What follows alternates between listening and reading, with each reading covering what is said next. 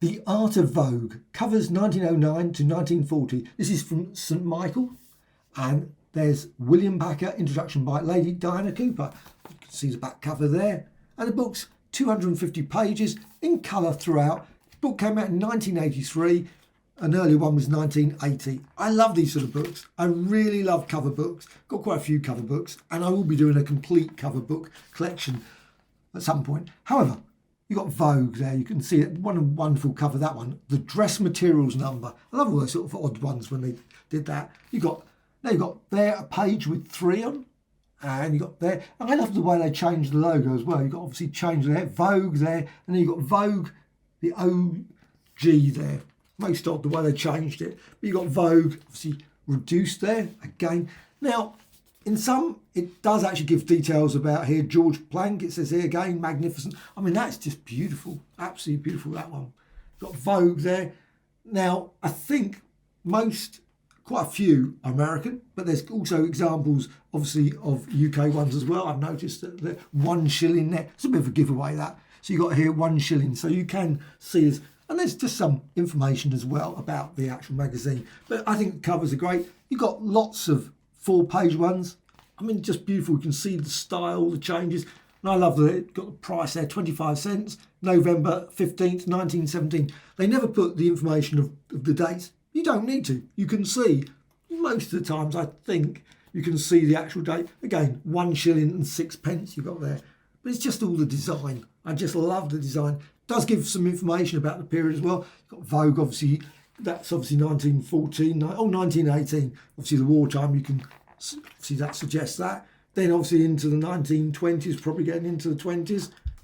And just beautiful, this one. Oh, that's 1919. Just glorious. Again, Vogue. They must have been amazing to see them on the actual newsstands. Just beautiful. And that one, again, 1919. It doesn't have every single issue on, or maybe it does. I don't know. It seems to have quite a lot. However, it does seem to go backwards and forwards. You've got some here, 1 shilling, and then you've got one that says cents. So obviously it's going back from UK. And I assume maybe there might even be some others from other countries, maybe. However, you've got some more Vogues. This one now, again, we'll have a quick look, 1921. You can see the way the artwork changes as well. Just love all the covers.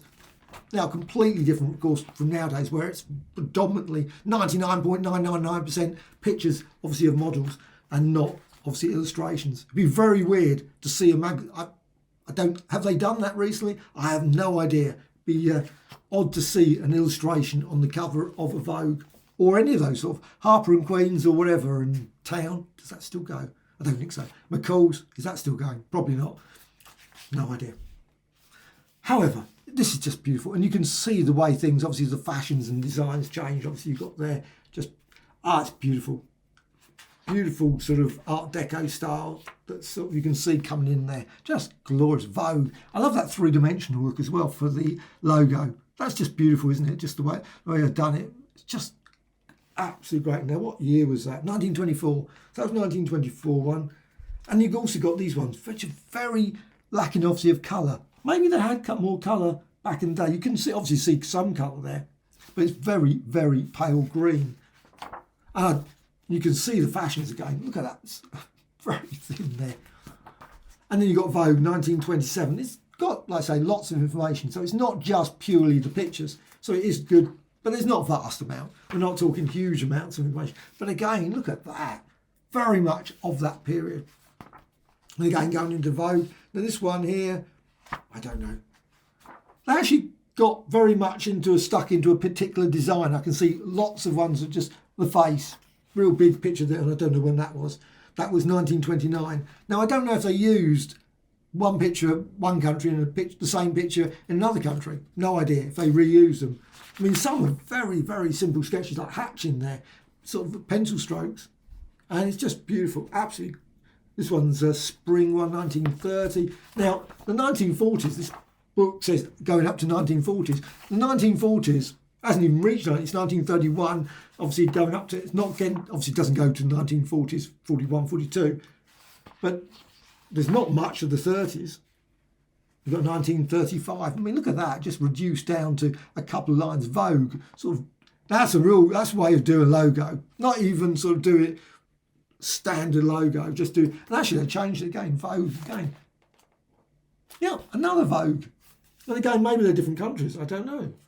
They all seem to be 1 shilling, 35 cents. All gone 35 cents. Oh, look at that one, that logo there.